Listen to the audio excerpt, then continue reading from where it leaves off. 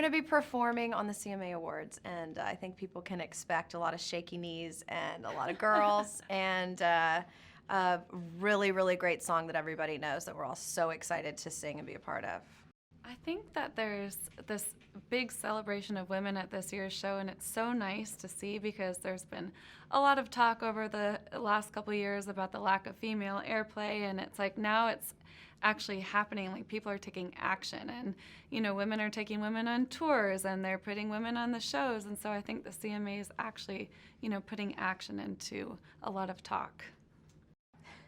The day leading up to the awards is kind of like organized chaos. Like, you have a very, very tight schedule, and somehow you always end up like an hour behind schedule. That's just, you go into it, that's going to happen. We'll be doing hair and makeup probably pretty early, and like some press stuff, so it just kind of, it's a lot for everybody. We were out late last night, so it's like you wake up with a start, I am so looking forward to seeing the medley with Dolly and Carrie and everybody. I mean, the women on that medley are just insane. So I think that's going to be my favorite. And just seeing Dolly walk just around. Seeing Dolly, yeah. That's the performance we're looking for. Yeah. Seeing Dolly walk around backstage. Yeah.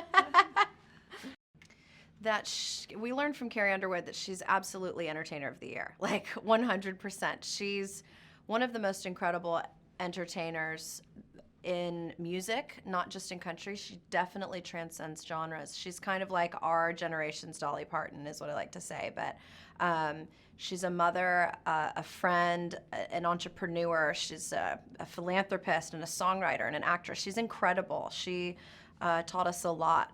We're really, really lucky to have had that experience with her.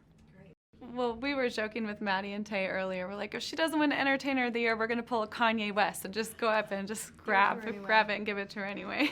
We won't, but we thought that was pretty funny. Ooh, I might. I'll do it. I'll do it. I'm not joking. We celebrated our single, Buy My Own Drinks. We went top 5, and I believe that was the first time since the Dixie Chicks in like 16 years. And so Camus, which is our favorite wine, sent us this big, beautiful bottle of wine. I think it was that we didn't buy. We still can't buy. Yeah. It was equivalent to like 4 bottles. And so we told our band, we were like, hey, we really need to talk to you guys. Like, someone's in trouble. We need you guys to meet us on the bus after the show. And so they were all freaked out. And we get on the bus, and we were like, surprise, and open this big bottle of wine and celebrate it. And we abuse them. It's our favorite thing to do. When we get bored, we just abuse the guys. We abuse them, then give them Camus. Right. It's not too bad. They're fine.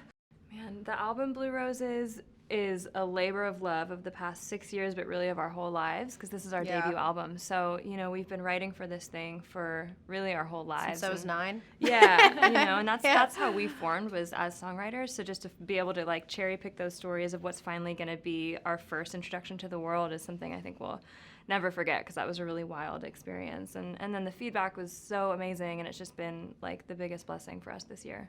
And really seeing that the community, the songwriting community, come in and be a part of that record in such a big way. They were the first people who embraced us individually as we came to town, way before a record deal or anything like that. So seeing those names that really kind of brought us up and taught us how to be artists and writers on the record and on those songs is incredible.